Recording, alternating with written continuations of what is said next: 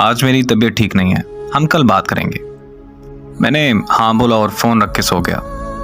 रात के 2 बजे अचानक से मेरी आंख खुली। न जाने कैसे उसका नंबर मिला दिया। उसका नंबर दूसरी लाइन पर मसरूफ़ था। 5 मिनट बाद मुझे वापस कॉल आई। उसकी छोटी बहन बोली कि मोबाइल मेरे पास है और आप ही सो रही हैं। अगले दिन सुबह से शाम हो गई लेकिन उसने मुझसे रब्ता नहीं किया। मैंने दोबारा से कॉल की और देखा तो फिर से नंबर मसरूफ़ मिला आ रहा था। 1 मिनट बाद कॉल बैक आई और उसने मुझे कहा कि मैं कज़न से बात कर रही थी। मैं खामोशी से उसकी बात सुनता रहा और फिर कुछ वक्त तक हम दोनों खामोश रहे। फिर वो कहने लगी कि अगर ऐसे ही खामोश रहना है तो मुझे बता दो, मैं कॉल बंद कर दूं। मैंने मुस्कुरा कर कहा, जैसे तुम्हें ठीक लगे। उसने कहा कि ओके, अब मुझे कॉल मत करना। बस ये कहकर उसने कॉल बंद कर दी। मैंने कुछ देर बाद उसे फिर कॉल कर दी। इस बार फिर से उसका नंबर मसरूफ़ आ रहा था।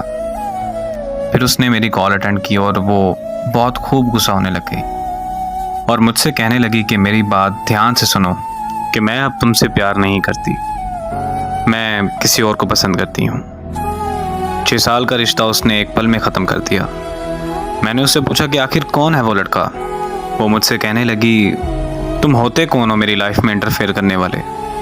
मैंने उससे कहा कि यार मैं तुमसे प्यार करता हूँ, तुम मुझे भूल गई। इतने में उसको किसी और की कॉल आई और उसने मेरी कॉल कट किए बगैर उसकी कॉल रिसीव कर ली। मैंने कॉल कट नहीं की। कुछ देर बाद उसने कॉन्फ्रेंस कॉल ले ली। कॉन्फ्रेंस कॉल में लड़का बोला कि हाँ भाई, तुम्हें क्या मसला है।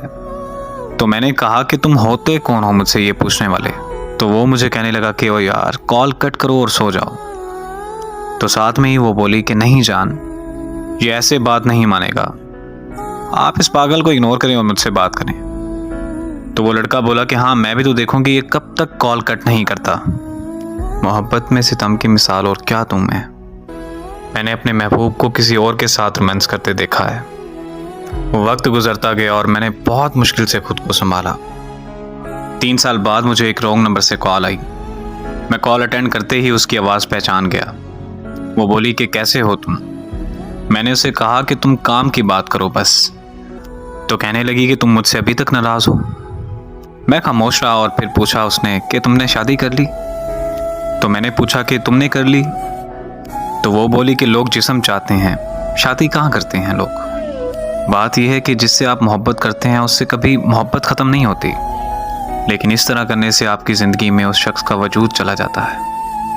और ज़िंदगी में मोहब्बत होती है, लेकिन उस मोहब्बत का मतलब एक शख्स से वफा करना होता है। और खुदारा मेरी उन लोगों से गुजारिश है कि जिस्मों से खेलकर मोहब्बत के नाम को बदनाम मत कीजिए।